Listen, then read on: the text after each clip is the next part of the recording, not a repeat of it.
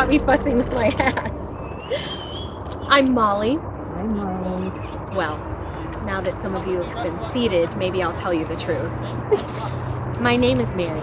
My God-given name is Mary Sophia Reynolds. But I've always answered to Molly. I was a hat shop owner. My sister and I, we opened our millinery shop right on Main Street, across from the post office, 1910. You know, we were a favorite. If you wanted a hat, you'd come see us.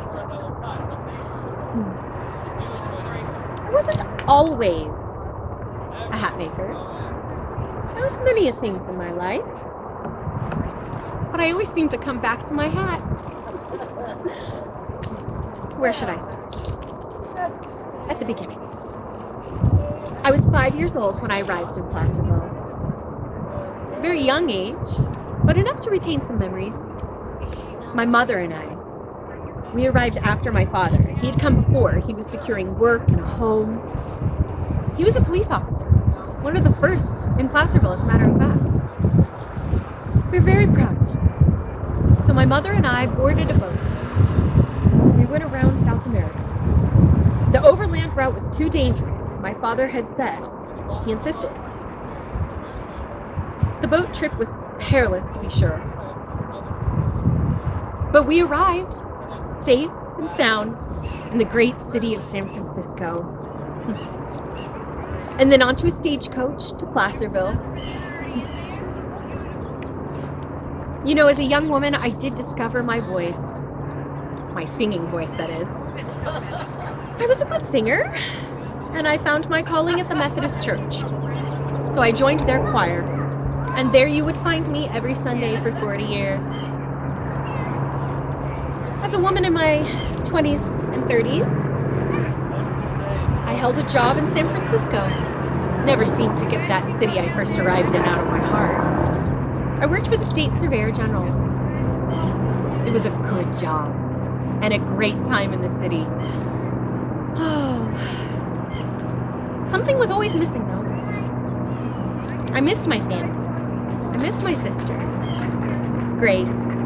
Oh, Grace and I, when we were young girls, we used to imagine we'd have our own shop. Reynolds Sisters, Hats and Such, it would say. Well, there's no time like the present, I said. So, I resigned my position at the State Surveyor General's office in San Francisco. Back to Placerville I came, and my sister Grace and I opened up our millinery shop. It was like a dream come true. You can only imagine. I was so proud, so prideful. I was a business owner on Main Street. It allotted me a lot of pleasures in life. One of the pleasures was that I had more time and ability to be of service to my community. So, I spearheaded a confederation of business owners. We were fighting for better fire protections, you see. If one of those shops went up in flames, surely all the rest of us were to follow. So we fought hard, and we won. Better fire protections were made and access to water was installed. Did I mention I was also a member of the Daughter of Rebecca? No? Mommy! It was an odd following.